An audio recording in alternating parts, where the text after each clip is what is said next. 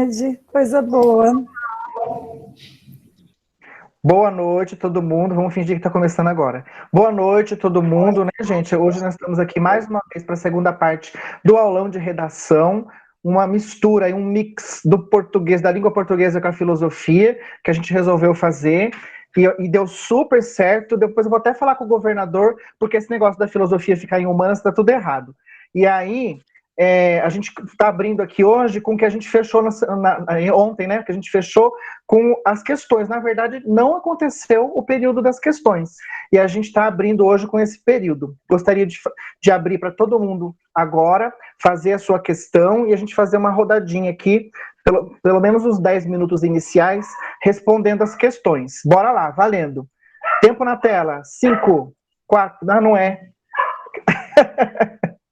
Fala aí, gente. Quero ver as perguntas de vocês. Ontem a Rosângela deixou no ar, né? Se eles sabiam que era uma resenha. E aí, eles pesquisaram? Pesquisaram, pessoal? O que é uma resenha, afinal? Quem sabe aí? Coloca aí no chat. Que entrou para a gíria. Olha lá, Nicole Lourenço. Qual a melhor forma de iniciar a redação do Enem? A Carol vai falar com você. Então, né? Eu estou pensando que vai cair também na parte de argumentação alguns exemplos, né? Você vai falar isso mais adiante também. E aí, você quer deixar para falar ou eu respondo? Pode responder um pouquinho, fala só um pouquinho, dá tipo assim, um spoiler. Um spoiler, né? Então, existem várias formas de você começar uma redação. Você pode começar... O seu primeiro parágrafo, isso que é importante a gente ter em mente, em questão de estrutura, o primeiro parágrafo ele tem que fazer um breve resumo, como se fosse o lead do texto jornalístico, que a gente aprende lá no primeiro colegial. Um breve resumo do que você vai falar nos próximos parágrafos. Todo texto precisa ter o quê? Uma introdução, um desenvolvimento e um fechamento, uma conclusão, né? Então, partindo dessa estrutura, ali no primeiro parágrafo, coloque em mente que você sempre vai precisar fazer um resumo do que você vai falar nos próximos, né? E aí, mais adiante, o Carlinhos também vai, inclusive, trazer alguns exemplos aí para a gente de como começar uma redação. Mas essa é a minha dica, meu spoiler. Olha, a Cauane, ela pesquisou ontem o significado de resenha. Eu vou ler aqui o que ela colocou no chat pra gente. A resenha é uma abordagem que se propõe a construção de relações entre as propriedades de um objeto analisado, descrevendo-o e enumerando aspectos considerados relevantes sobre ele. No jornalismo, é utilizado como forma de prestação de serviço. Ela escreveu que ela pesquisou ontem e não sabe se está certo. Está certo sim, Cauane. A resenha, na verdade, ela pode ser feita de várias formas, igual a Carol falou ontem, que existe a possibilidade de uma resenha crítica, por exemplo. Quando a gente tem essas revistas de universidade, as revistas acadêmicas, quando tem o lançamento de um livro novo, ou, inclusive, o lançamento de um texto científico, geralmente os professores leem esses textos e fazem depois uma exposição crítica dizendo o que acharam do texto do livro novo que saiu, para que ajude as outras pessoas a selecionarem melhor o que vão ler. Porque sai tanta coisa todo dia, se a gente não tiver a possibilidade de ter alguém ajudando a gente a escolher o que vai ler, a gente fica meio doido, né? Você fica meio com um volume muito grande de coisa para ler, então a resenha ajuda muito nisso, a você escolher o que você vai começar a estudar, o que você vai ler. E também a questão, por exemplo, existem resenhas que não são de livros. Existe resenha de filme, por exemplo. Quando a gente vê numa indicação no jornal, né? Você sabe aquelas estrelinhas que tem assim, da qualidade do filme? Aquilo é uma forma de resenha também. É claro que é reduzida, é menorzinha, né? Tem a ver com o público que vai ler, mas isso também é resenha. Carol, fala aí. Não, é isso mesmo. Perfeito. A resenha, ela é isso mesmo. É sempre legal, né, a gente dar uma pesquisada ali na resenha antes de começar a assistir um filme. Tem um site muito legal, desses que o Carlinhos falou, que chama Rotten Tomatoes, que ele é um site mundial e que todas as pessoas do mundo dão uma pontuação e fazem ali o seu parecer, né, escrevem a sua resenha. É legal até para a gente... existem pessoas que fazem resenha de tudo, pessoas que o hobby é fazer resenha. Eu tenho um amigo que ele vai no restaurante, ele entra no site do restaurante, ele faz a resenha do restaurante. E assim, a gente, acho que alguns de vocês estavam no workshop lá das carreiras criativas. Hoje em dia tem até algumas formas de trabalho que é com resenha. Uma das meninas que apresentou lá nas carreiras criativas falou que ela tem formação em jornalismo e trabalha, né, com mídias sociais. O meu filho é formado em jornalismo e uma época ele fazia resenha de filmes. Então, vai lançar um filme no cinema. Ele tinha que assistir antes e aí fazer a resenha para colocar no jornal, para colocar em sites.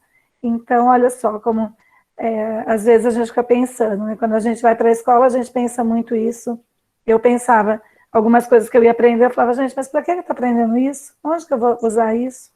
E a gente usa sim, né, para várias coisas.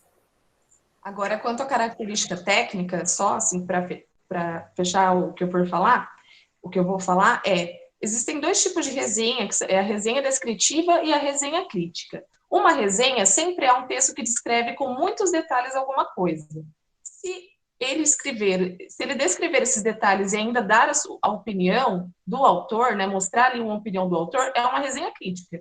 Se não tivesse, for um texto impessoal, é uma resenha descritiva, puramente. Só para esclarecer aí. A Cauane perguntou se a gente pode ajudar ela depois no desenvolvimento de redação. Podemos sim, Cauane, a gente vai estar disponível para isso. Vou até dar uma dica. Terminando a aula de hoje aqui, as aulas que você vai ter hoje, escolhe um tema dos que a gente vai apresentar e já começa. Daí semana que vem você entrega para a gente, pode ser até o final dessa semana, você entrega para a Carol, ou para o seu professor de português, ou para mim, e a gente vai te ajudar sim. O legal é assim, ó, a gente vai fazer na redação, teve alguns probleminhas, a gente devolve, você refaz o mesmo texto e a gente mostra para você onde que estão os problemas, o que acertou, o que errou, o que pode melhorar e assim por diante. Acho que é um jeito legal, né, Carol? Sim. Inclusive, eu estou pensando aí em inserir uma redação na próxima atividade. Pelo menos de algumas séries e depois de outras, senão fica um volume muito grande de redação para corrigir, né? Então, aguarde aí, Cauane, que talvez venha aí uma proposta de redação na próxima atividade também. Show de bola. Quem tiver aqui já vai tirar nota boa aí, ó. Tá vendo? Olha, não de graça, né? Fazendo direitinho, né, gente? Eu tô falando que vai tirar nota boa, porque vai aproveitar a aula, né? Nesse sentido, tá? Né? Aí vai estar gravado o que eu falei, já pensou assim, interpreta errado? E Carlinhos, você sabe que não vou, foram poucos casos, graças a Deus, mas assim, tem aluno que pensa que eu não jogo o textinho lá no Google para ver se não copiou de nenhum lugar. Ah, eu jogo atividade por atividade, eu faço isso e eu ainda coloco. Adorei, mas o texto era de autoria. Essa é a resposta que eu dou para eles. Inclusive, coloco o site que eu encontrei o texto. Então, pessoal, não tenta me enganar, não, que eu talvez não pareça, mas você esperta. Os alunos são prova disso, que eu faço essa mesma coisa. Copiou, eu coloco lá. Eles esquecem, né, que a gente sabe o que é produção de aluno e o que não é, né, o que foge daquilo que, não da capacidade do aluno, mas que sabe que, que aquilo ali teve uma ajuda, né, buscou uma ajuda. A gente nós conhecemos nossos alunos, né, às vezes acha que passa batido, mas não passa. Ah, não passa, gente. E quando começa a vir todas iguais? Vem uma, você fala, nossa, essa aqui tá muito bem escrita, que linda, que maravilhosa. A segunda vem igualzinha, até o erro de português que tinha na uma, vem na duas também. Gente do céu, aí é complicado. Olha, não teve muita pergunta. Eu acho que já são 7h15, acho que a gente vai começar, então, com o conteúdo mesmo de hoje, e aí a gente vai fazer o seguinte, a gente vai prometer, né, Carol, que a gente vai fazer depois um materialzinho para deixar com vocês, disso que a gente está falando aqui, e também a gente vai fazer uma continuação. Na semana que vem, a escola vai ter uma semana um pouco diferente, vocês vão ser avisados, nós não vamos ter uma atividade na segunda e na terça, online, né, e a gente pode marcar para daqui a 15 dias. A gente garante que não dá certeza da data, mas que vai ter a segunda rodada, a gente garante, porque vai precisar, né? Acho que já ficou óbvio isso. Hoje a gente combinou de falar um pouquinho sobre a argumentação. Até comecei a falar um pouquinho com vocês ontem, então eu vou dar uma continuidade a partir de onde a gente parou. Se a gente tinha lido uma definição do que é argumento, aqui tem uma outra. Olha só como está escrito. O argumento é uma coleção de enunciados que estabelecem um nexo entre si. Se simplesmente juntamos enunciados, sem que haja relação entre eles, não teremos argumentos. Esse exemplo que está aqui pode parecer bobo, só que depois eu vou colocar um exemplo mais complexo para vocês entenderem que ele não é tão bobo assim. Ó, são 3 enunciados, tá vendo? O primeiro, todos ali, o segundo, a vaca, e o terceiro, a vaca também. No primeiro, todos os mamíferos são mortais. Certo? É uma frase aí que tá fácil de entender. No segundo, a vaca é um mamífero. Também até tem uma conexão ali com o primeiro, certo? E no terceiro enunciado, a vaca é vegetariana. Entrou uma informação nova que não faz sentido com relação às informações anteriores. Não conclui o que foi falado. Se não tem conclusão, não tem argumentação. Isso não é um argumento. São enunciados soltos. E a gente comete esse erro com muita facilidade escrevendo, gente. É muito fácil a gente começar a escrever um monte de frase solta e não fazer o fechamento do argumento.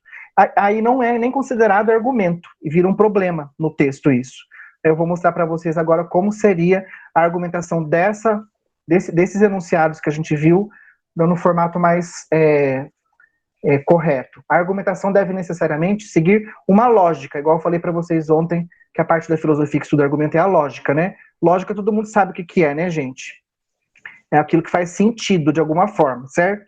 Então eu vou mostrar aqui para vocês como que ficaria um enunciado fazendo sentido, aliás, um argumento fazendo sentido, com 3 enunciados. Todos os mamíferos são mortais, a vaca é um mamífero, a vaca é mortal. A última frase, o último enunciado, junta uma conclusão a partir dos 2 primeiros. Ela fecha a informação que está colocada nos 2 primeiros enunciados. Ou seja, esses 3 enunciados formaram juntos um argumento. Esse argumento fica assim, bonitinho quando a gente escreve ele num texto, nesse formato que está colocado aí. É óbvio que a gente não vai ficar escrevendo no texto que a vaca é mortal, não é isso, né? Esse é um exemplo bobo só para a gente entender mais ou menos como que funciona isso daí.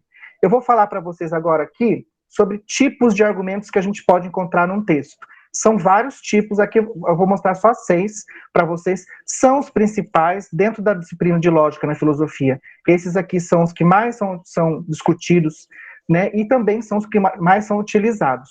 Alguns são positivos, outros nem tanto, e eu vou mostrar para vocês por quê.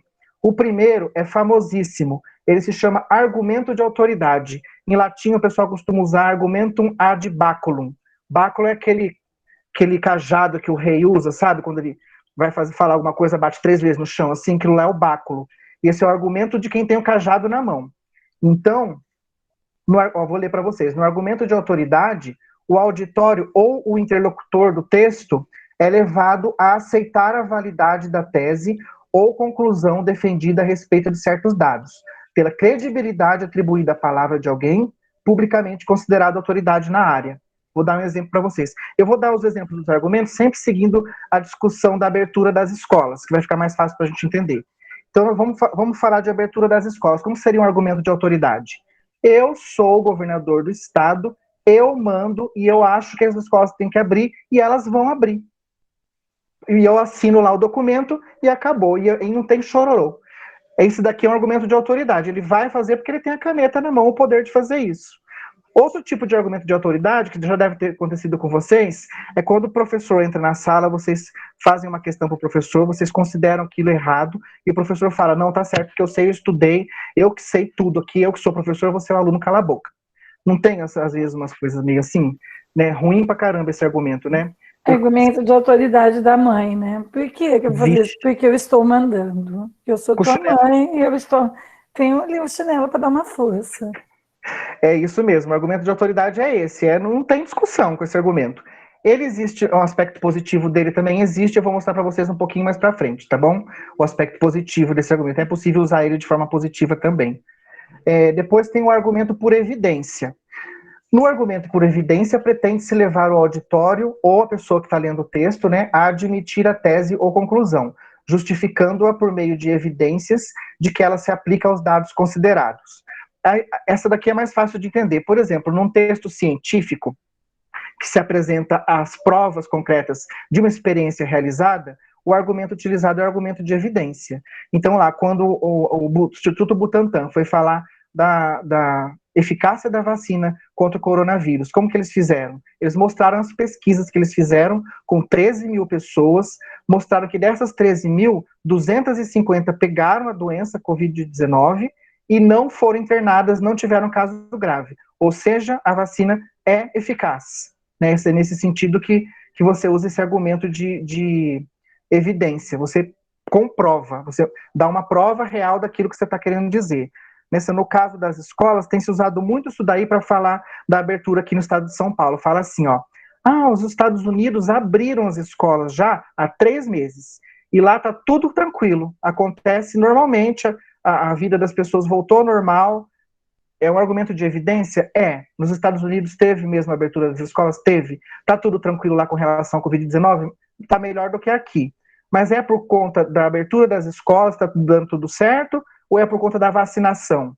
É um argumento de evidência usado de forma torta. É uma evidência que escorrega aí, né? Você pode usar a evidência também para aquilo que você quer falar de forma torta? Pode. Tem muito advogado que faz isso, tem muito político que faz isso, e tem os alunos que fazem isso de vez em quando também para falar para a gente que o cachorro comeu a prova, umas coisas assim, né? Isso daí é comum da gente ver. Outro argumento, que é o de comparação ou analogia.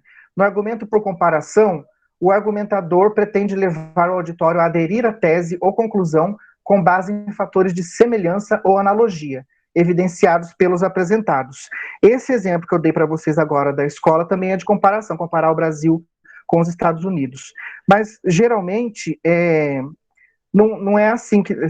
Geralmente você vai fazer uma comparação com alguma coisa mais concreta, né? Se é possível você fazer uma comparação sem evidência. Não precisa tanto da evidência para fazer a comparação, né? Embora eles se combinem, esses dois tipos de argumento. Para fazer a questão da evidência, você tem que comparar de alguma forma, né? Não tem muito o que fazer. Eu vou deixar o mesmo exemplo dos Estados Unidos, tá? Para esse daí para vocês, de comparação. Outro tipo de argumento é por exemplificação. No argumento por exemplificação, o argumentador baseia a tese ou conclusão em exemplos representativos, os quais, por si sós, já são suficientes para justificá-la. Isso que eu estou fazendo aqui com vocês, de mostrar exemplos dos argumentos, é isso daqui. Eu estou querendo convencer vocês de que tal forma de argumento é boa ou ruim, dando exemplos da aplicação desses argumentos. Isso é uma forma de argumentar por exemplificação, né? Você querer convencer a pessoa dando exemplos diferentes daquilo que você está falando, né? Coisas semelhantes, parecidas, mas não exatamente aquilo. Tem um argumento de princípio também, que vou ler também para vocês, ó. No argumento de princípio, a justificativa é um princípio, ou seja, uma crença pessoal baseada numa constatação, pode ser lógica, científica, ética, estética, etc. Aceita como verdadeira e de validade universal. Os dados apresentados, por sua vez, dizem respeito a um fato isolado, mas aparentemente relacionado ao princípio em que se acredita. Ambos ajudam o leitor a chegar a uma tese ou conclusão por meio de dedução. Por exemplo, eu sou contra a abertura das escolas porque eu sou a favor da vida. A vida, para mim, é um princípio, e tudo aquilo que representa um ataque a esse princípio, para mim, é uma coisa negativa e eu sou contra. Então, eu sou contra a abertura das escolas porque pode acontecer de ter contaminação de Covid-19, e o meu princípio fundamental da minha é que as pessoas tenham vida, que elas estejam vivas. Isso é um argumento por princípio. Geralmente é bastante utilizado em questões religiosas, ou seja, ele também pode ter viés. Né? Todos eles, né, gente? Todos eles podem ter caráter enviesado, dependendo da forma como se escreve o texto. Texto de caráter enviesado nunca é bem visto, sempre é ruim. É muito legal você usar o argumento com qualidade, você dá qualidade para o seu argumento. Não entortar os caminhos para chegar na conclusão. A Carol levantou a mão. Pode falar, Carol, vou deixar. Então, assim, e também o que você trouxe, aquele exemplo dos animais, é um argumento de princípio, né?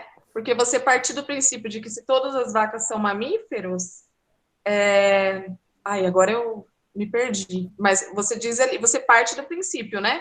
E não deixa de ser também um princípio científico, né? A lógica da ciência também nos dá aí alguns princípios que a gente pode usar ali na hora da nossa redação para ter, inclusive, aquele amparo científico mesmo, partindo do princípio. Dá até para começar redações assim, né? Partindo do princípio que... Tananã, tananã, tananã, então, quem tinha dúvida de como começar, é uma boa aí, argumento de princípio. É isso. Começar com o enunciado, assim, já é legal, porque ajuda você a desenvolver bem o texto. E depois vem o argumento aí por causa e consequência. No argumento por causa e consequência, a tese ou conclusão é aceita justamente por ser uma causa ou consequência dos dados. Então, nós temos aí um exemplo, estou falando da questão das escolas, né? Da abertura das escolas, temos um exemplo de causa e consequência que é assim. A abertura das escolas em fevereiro deste ano, aqui na cidade de Campinas, causou contaminação de Covid. Teve uma escola particular que teve 58 casos entre professores e a morte de uma professora. Isso foi a consequência da abertura das escolas. Então, não devemos abrir as escolas. Você está mostrando com dados, você pode até colocar a fonte de onde você tirou a notícia, que você leu das escolas no texto, isso é muito bom. E aí você mostra uma causa, uma consequência, para comprovar aquilo que você acredita ser o melhor, o seu argumento, né? Gente, agora eu vou colocar aqui para vocês um trecho de uma redação do Enem, de tempos atrás, de bastantes tempos atrás, na verdade, da minha época, tá? Eu também fiz Enem, e aí eu vou ler para vocês esse trecho de uma redação real. Os conflitos, na verdade, é uma conclusão de uma redação. Os conflitos, tá chegando gente aqui, a Beatriz. Os conflitos são frutos de uma ganância exacerbada e sem limites, dos que querem o poder e a frente governamental para si. Basta acreditarmos na nova ordem social e esperarmos novos tempos de paz e bonança. Bom, essa pessoa está colocando aí uma coisa que ela acredita que seja boa, certo? Ela está tentando trazer uma solução para um problema que provavelmente é um problema de pobreza, de miséria, certo? E ela coloca isso como sendo o argumento dela para defender o ponto de vista de uma mudança, de uma nova ordem social. Tem vários problemas nesse textinho aí, né? Primeiro que fica muito difícil de saber exatamente o que está falando. Né?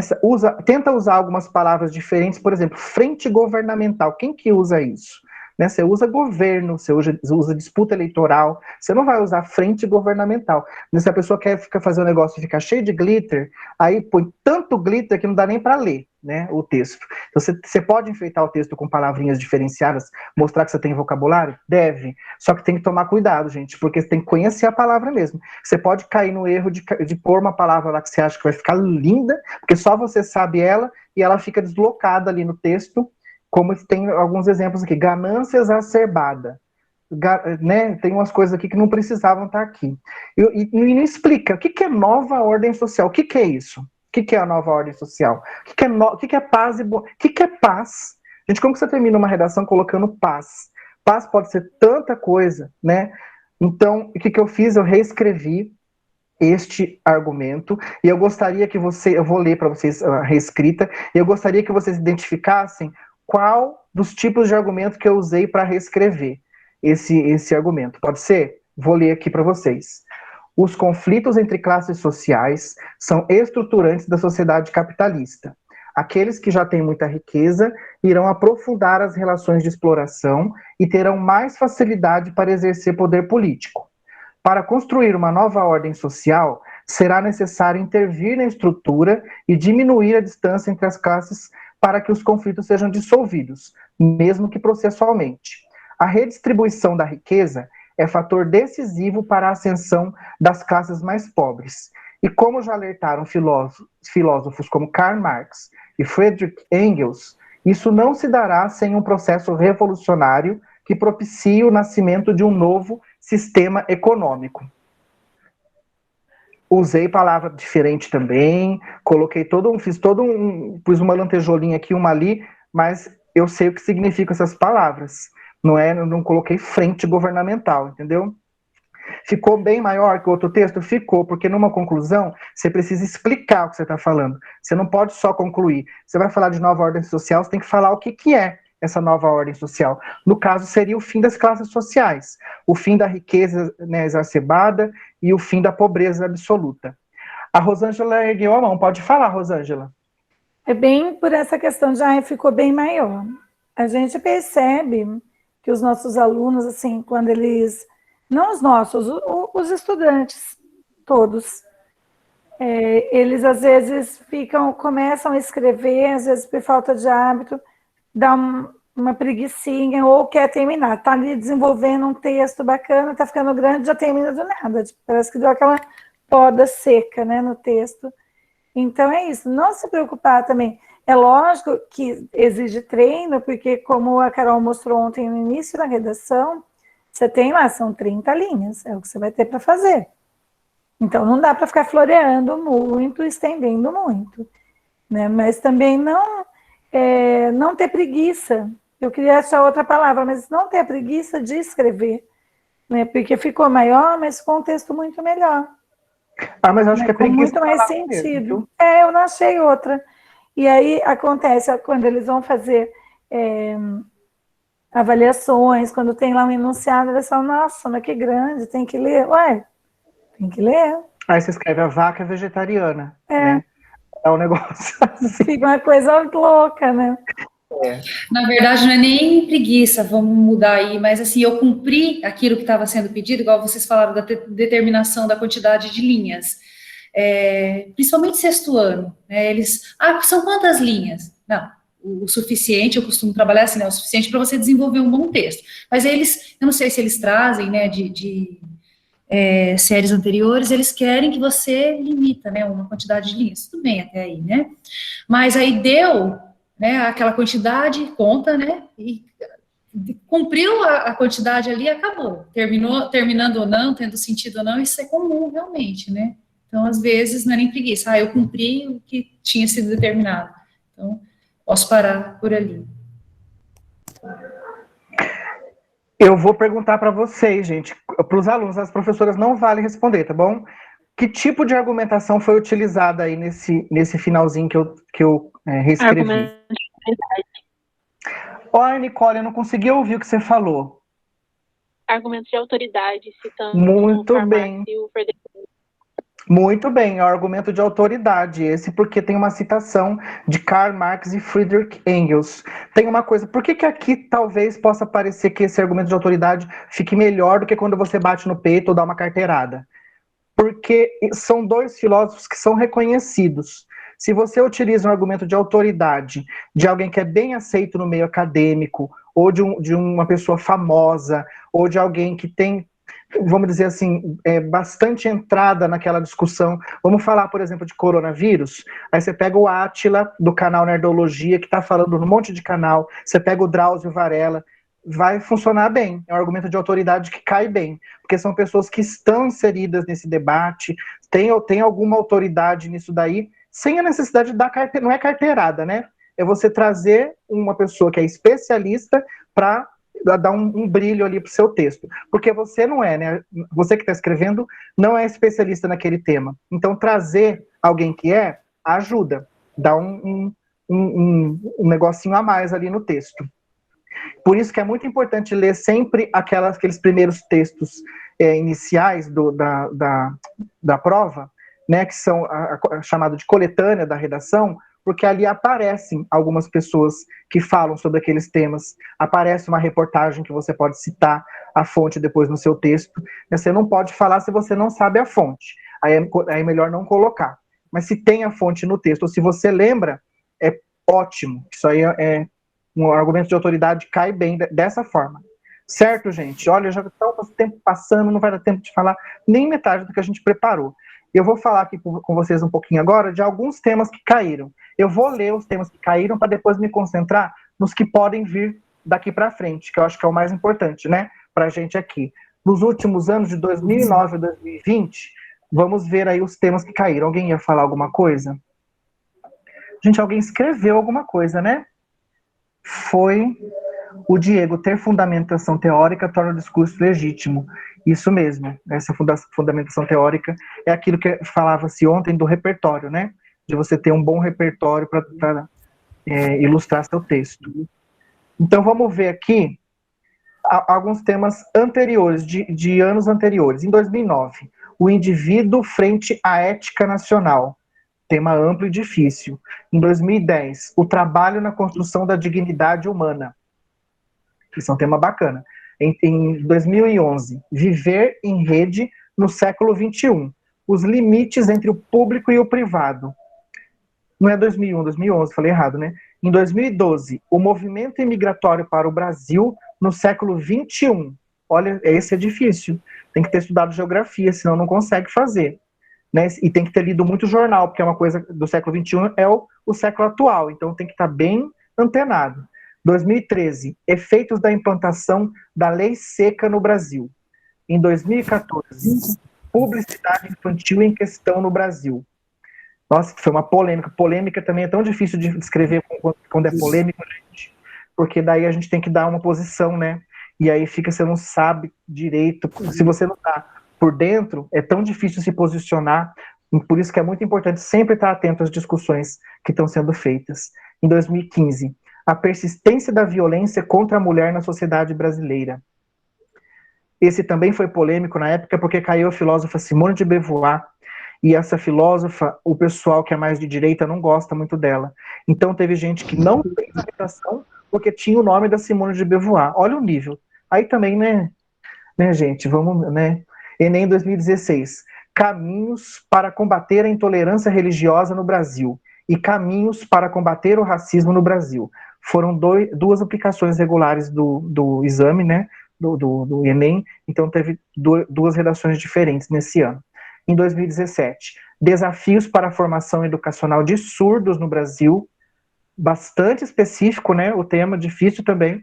Em 2018, manipulação do comportamento do usuário pelo controle de dados na internet, era sobre algoritmo, é uma coisa que está super na moda, inclusive é muito capaz de continuar caindo coisas sobre a internet em provas assim.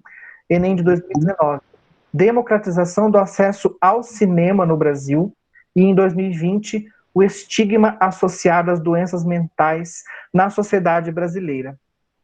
Reparem que tem uma coisa muito comum em todos os temas de Enem, desde 2009 até 2020. Quem conseguiu pegar o que tem de mais comum aí? São sempre falando da questão do Brasil, né? Mais focado aqui. Muito bem, Nicole. É sempre temas de problemas brasileiros. Dificilmente, na verdade, aqui tem poucas coisas que são mais gerais. Quase todos eles, inclusive, têm a palavra Brasil, né? O nome do país no tema. Então, é uma coisa boa aí que já dá para você filtrar. Vamos estudar coisas relacionadas ao Brasil, problemas brasileiros, para poder pensar em possíveis temas. Como a Carol falou ontem, e acho que também a Ana Carla, não lembro, alguém mais falou também, é muito importante se atentar à estrutura do texto. O tema a gente vai se adequando ali, inclusive lendo a prova, fazendo uma boa leitura como que fala, da coletânea, né? Agora, é bom estar mais ou menos preparado para o que pode cair? É bom, né, gente? Então, isso aqui a gente não tem bola de cristal, só que baseado no que a gente viu ali dos últimos anos, vamos tentar indicar alguma coisinha aí para os próximos anos. Agora, recente, próxima prova, vamos ver. Uma coisa que pode cair, que nunca caiu, que está ligada ali com as questões que já caíram. Mobilidade urbana sustentável. No Brasil, claro, né? Sempre pensando nisso. Provavelmente alguma coisa de grandes cidades, ciclismo, transporte público, tudo isso é tema que pode cair, porque são problemas graves das grandes cidades, né? E tem se discutido bastante, você vê bastante editorial de jornal sobre isso. Toda época que tem eleição, tem promessas dos candidatos com relação a esse tema. Então é um tema que está na boca do povo aí. Hoje saiu uma notícia no jornal de que vão construir um trem de Campinas, do centro de Campinas até o aeroporto Viracopos. Vocês viram isso? Já existe essa malha ferroviária, eles vão reformar, tal, negócio super chique, mas é meio turístico, então deve ser caríssimo, né? É uma obra que vão fazer aí. A outra um trem também lá do centro para o Viracopos?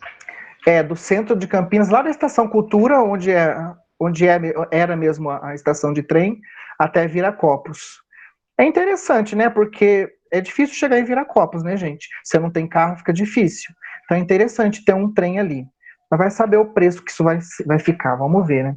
porque transporte público, até uma coisa para colocar numa prova dessa, não é público no Brasil, né? E são empresas privadas que administram. Então tem lucro, né? Além de ser um serviço, às vezes, muito porco, né?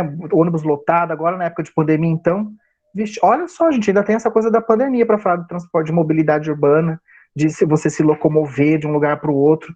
Tem bastante coisa que pode influenciar na escolha desse tema. O outro, a evasão escolar em questão no Brasil. Tema super presente, né? Ainda não caiu nada relacionado a isso. É um problema já de longo prazo no nosso país, já tem muitos anos que isso é um problema, e agora se aprofundou com a pandemia, com o fechamento das escolas, com a quarentena, né? Então é um tema que está também na língua do povo, pode cair sim. A preservação da saúde mental no mundo globalizado. Saúde mental já caiu, então esse é um pouco mais difícil, né? E reparem aí que tem outro problema nesse tema. Mundo globalizado, não está falando de Brasil, certo? Então, a gente falar de saúde mental, eles estão querendo falar aqui, na verdade, sobre a questão da pandemia, como que isso influenciou na saúde mental das pessoas, como que isso causou mais depressão, ansiedade e tudo isso. Então, é pertinente? Mas provavelmente não com esse enunciado que está aí nesse exemplo que a gente está vendo.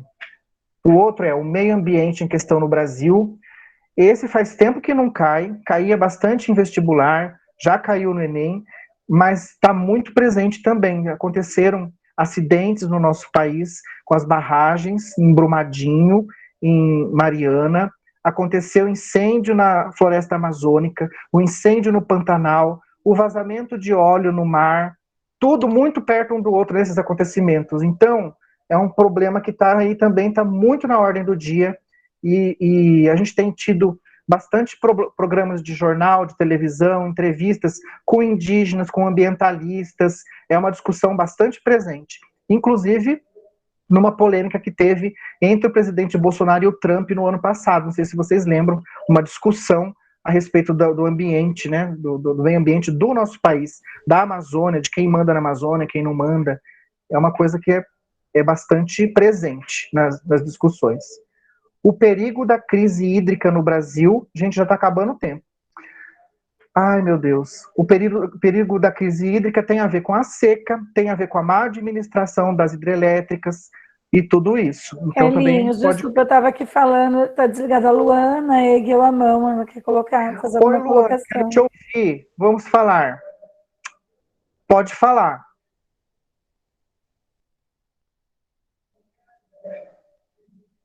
Ixi. Será que ela está escrevendo? Será que ela caiu? Será que ela bateu a mão sem querer na mãozinha?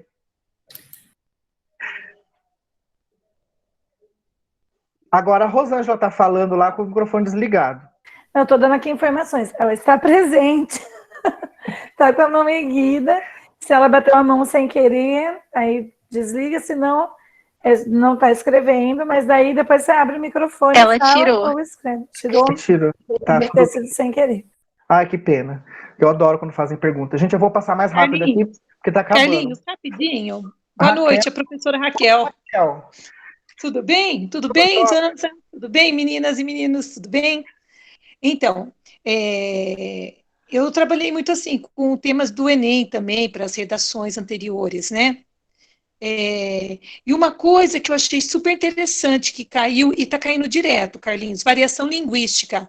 O Nordeste, aquele sotaque, que antigamente era preconceituoso, aquele cordel, né? E agora estão colocando os poemas de Patativa do Assaré, e autores que a gente nem conhece direito, mas que tem o seu... No Nordeste eles são reconhecidos, né? Que eles estão entrando no Enem. Então, a variação linguística aí, o sotaque nordestino, a cultura nordestina também, né? Porque anteriormente ela era bem vista como preconceituosa.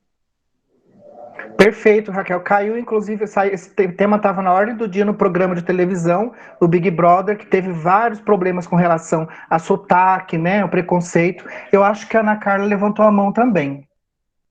ou não? Sim, não, levantei. Eu só queria fazer uma consideração, inclusive, sobre os temas que caíram, que você,